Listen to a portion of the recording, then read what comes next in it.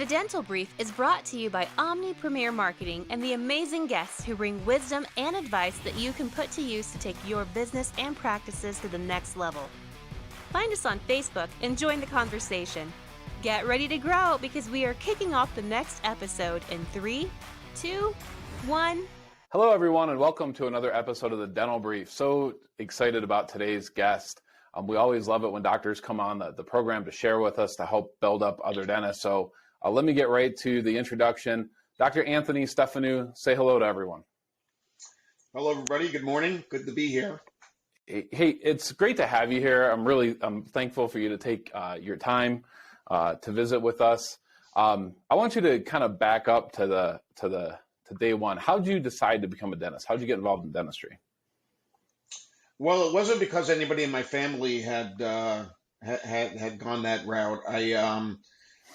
Early on in my life, I just was really interested in science, and I don't know, it was always one of those things that I wanted to be a doctor. But as the time went on, went through high school, and as I went to college, I realized I didn't want a physician's lifestyle. It was a decision that, and I had volunteered in a dental clinic. I believe it was my sophomore year in high school, and I just felt it was a good fit for me in the healthcare industry. And so that starting in college, day one, I was pre-med, but always technically looking at it as pre-dental. And, when I started school, this is in the 80s now in dental school, there was a large percentage of the students in my class were, from generational 2-3 generations of dentists. And that wasn't the case with me. So it was just something that I kind of learned as I went along. And then when I got out, I had to figure out how I was going to make a living. Yeah. So here you are. You practiced dentistry for how long? Well, I practiced full-time for 20 years. I actually opened the practice from scratch. I was an associate for a couple of years. And it was from scratch, but it was very interesting because, again, this was now in the late 80s, and didn't have a lot of money or anything like that, and couldn't find a practice that was affordable to buy. A good buddy of mine who I had gone to college with, it was a fraternity brother of mine, was a chiropractor, and he was breaking up with a partner and looking for space, and we decided that, hey, wouldn't it be cool, since we're good friends, if we kind of open up something together?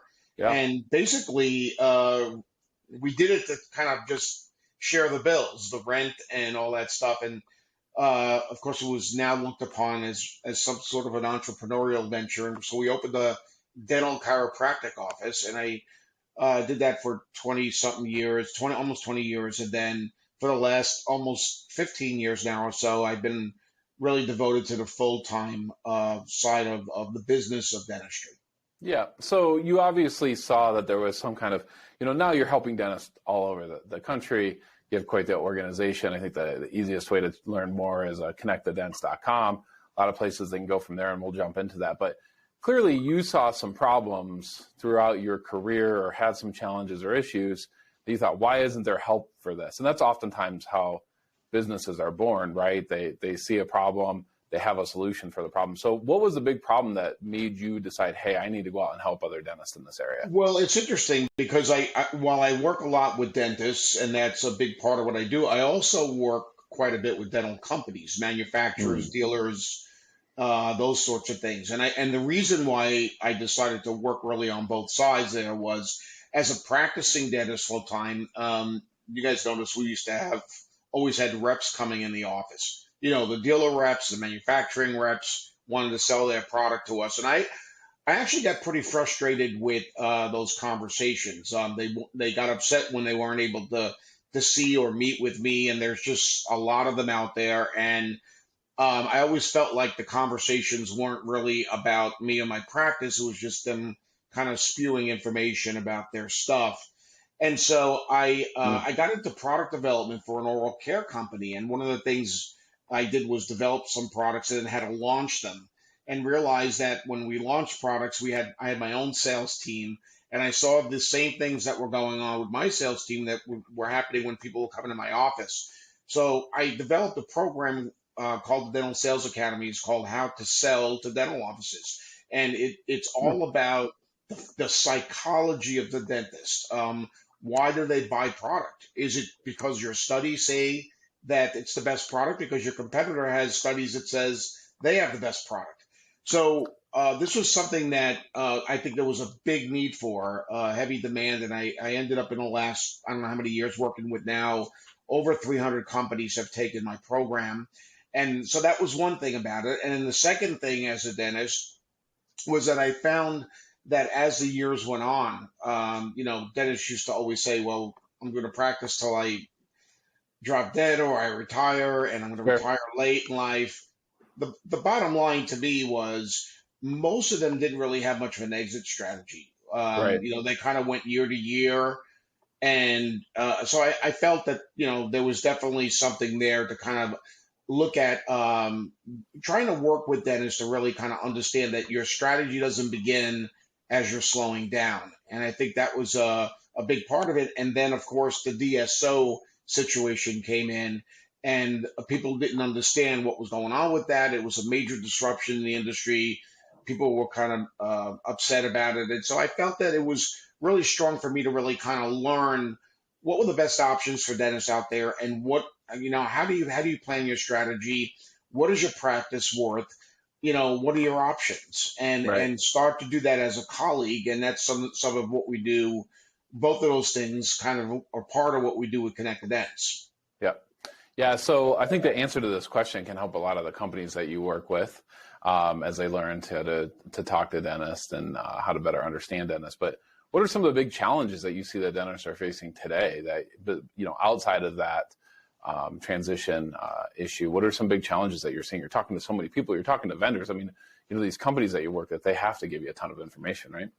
Well, they do. And look, I think there's a lot of things. I think the bottom line, I know it sounds funny to say this, but because I think people that are not in dentistry, and when you say you're a dentist, it's always like, why would you want to be a dentist?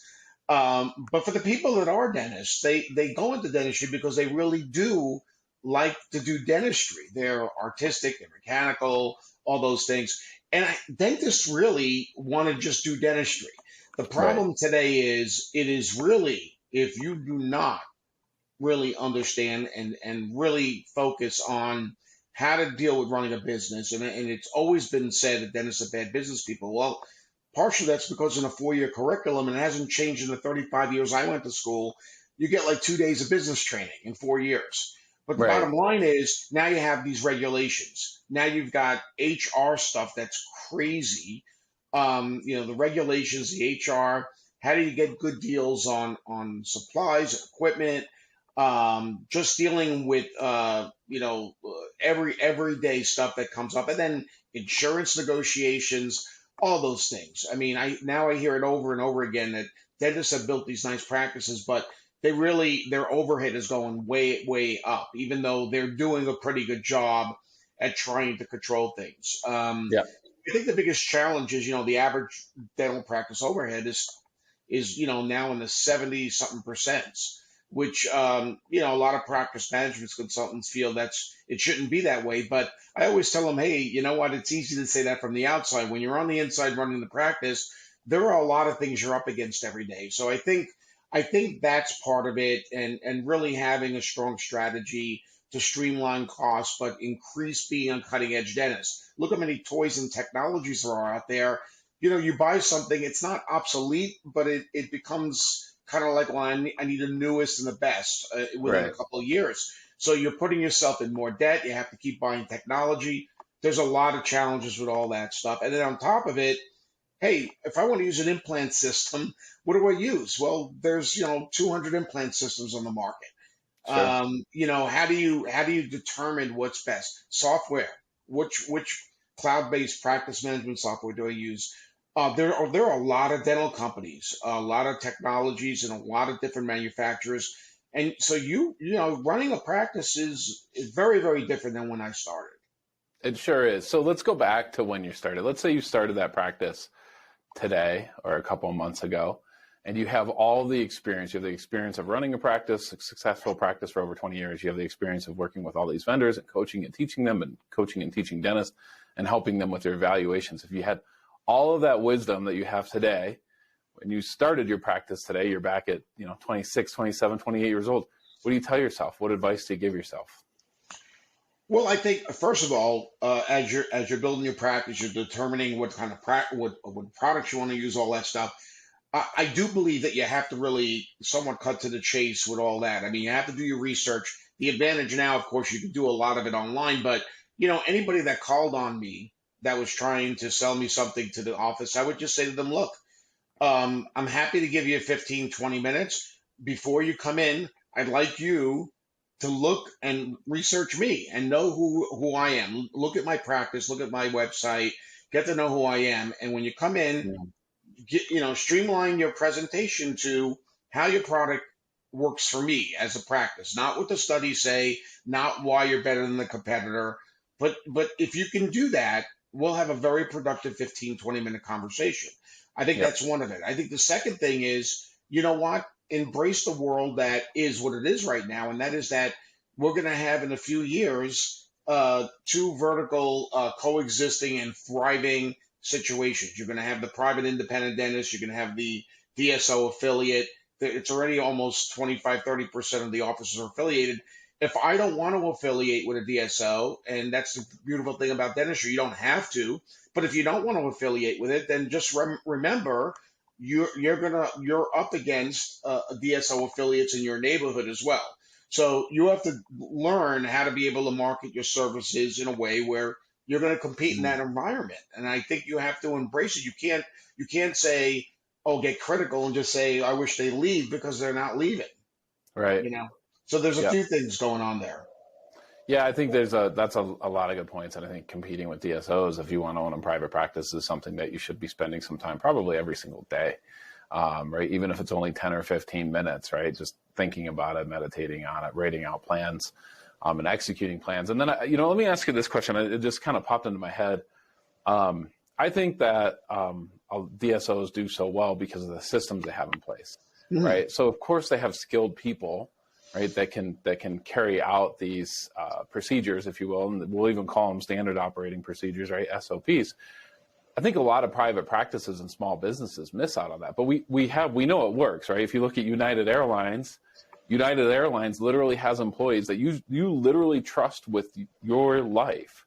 But I don't know that you would trust these pilots with your life if they weren't following the SOPs that were set up. Do you see this being a big problem, helping dentists get to where they want to be, just a lack of procedures and processes? Yeah, I think so. I mean, again, with the DSO thing, I think a lot of them are critical. Look, the DSO used to stand for Dental Service Organization. It's really Dental Support Organization.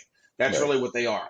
And I think we can learn a lot by them. They get a little bit upset because technically, their financial people kind of now they're thinking that they're telling dentists what they do. What they don't understand is that they're very clear about the fact that they can't hold a handpiece. They can't do the dentistry. They're not allowed to do that, period. And so you're always going to be in charge of the clinical side of it. But learning from them as far as, how to put procedures in place, how to actually, operate a business, I think we could learn a lot. And I think that the problem with it is there's a lot of DSOs right now, and it's the same thing. I tell dentists all the time, there are good dentists and there are bad dentists, so to speak, and I'm putting them in quotes. It's the same thing with DSOs. Not every DSO is, let's say, Heartland or Aspen. As a matter of fact, Heartland and Aspen are 1 and 2 in size, and they are completely different business models. But they have their operation side to them. So I tell people learn all the time from it, because the truth of the matter is, even something as simple as for a dentist to really even understand, learn how to read a profit loss document.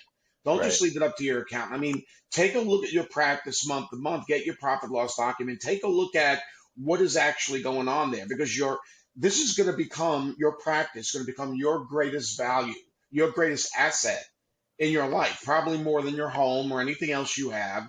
And then dentists are kind of succumb to the idea that was something made up really 30 years ago. And a lot of them are like, well, it doesn't really matter. I'll just do this amount of collections and my practice is then worth X amount. It's not. It's actually worth what the cash flow and the multiple is on that. Two practices that both do $1 million are not worth the same amount of money. Right. So learning the profit loss thing, learning the the business even acronyms and terminology, like what is EBITDA? What does it mean to me? Sure. How do I increase that?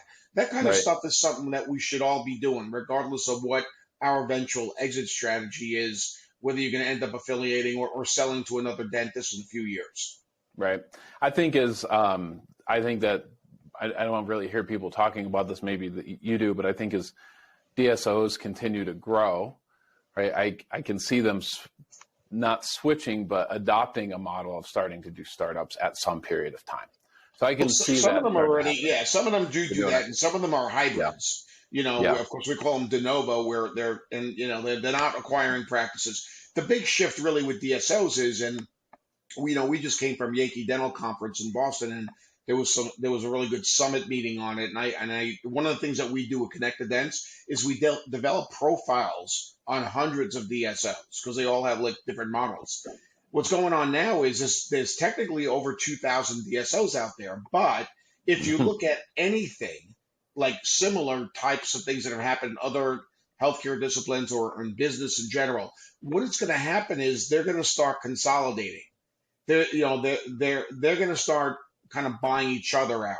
And eventually what's going to happen with the DSOs is there's going to be maybe 20, 30, 40 of them. And we're talking about 10, 20 years from now. Right. And so they're going to have models that will be a little more similar to one another. Right now, they're all kind of figuring out what their niche market is within dentistry and all that stuff. But Sure. yeah, the bottom line is, if you're a dentist right now, you should just understand and educate yourself on the fact that there are a lot of different models that are out there, and that Yep. the consolidation in dentistry is going to happen everywhere. It's going to happen with DSOs. It's going to happen with manufacturers. Dentistry doesn't need 300 composite residents. Right. Yeah. Not those come on mom and pop manufacturers. There's going to be a lot of that consolidation, and there's some great technologies out there now, but it's confusing to some dentists because there's so many options. But eventually, you're going to start to see that again, all start to come together in the next 10 years. And in the meantime, 55 to 60% of the dentists that are practicing right now will be retiring in the next 10 years because the baby boomer generation is about that age away from starting to do so. Some of them Sure. already are doing it. So we're seeing a lot of interesting trends in the demographics of dentistry and on the business side of dentistry that you have to keep your eyes open and keep yourself informed. Yep. I always tell people it doesn't matter what the business is. Act as if Amazon and Google are going to Yeah, get into your business. So within Amazon, absolutely. we might see that happen. I wouldn't be surprised. Amazon's kind of in dental, mostly with Yeah. supplies, but yeah, Right. they've been watching dentistry and they want to do certainly more, Well, I'm sure. they have financial investments in companies that dentists use all the time as well. Absolutely, As actually ways that patients find dentists, Amazon helping with that. So, hey, absolutely. I want to encourage our audience to check out the website, connectthedents.com. A ton of information on there, easy to get a hold of Dr. Stefanou and his team. Dr. Stefanou, thanks so much for coming on the program. We appreciate you. My pleasure, Patrick. Have a great day, everyone. It was great to be here.